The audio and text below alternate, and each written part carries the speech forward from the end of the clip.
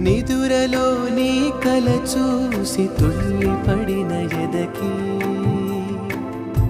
ఏ క్షణం ఎదురవుతావో జోల పాటవై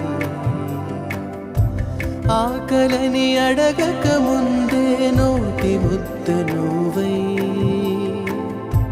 ఏ కథలు వినిపిస్తావో జాబిల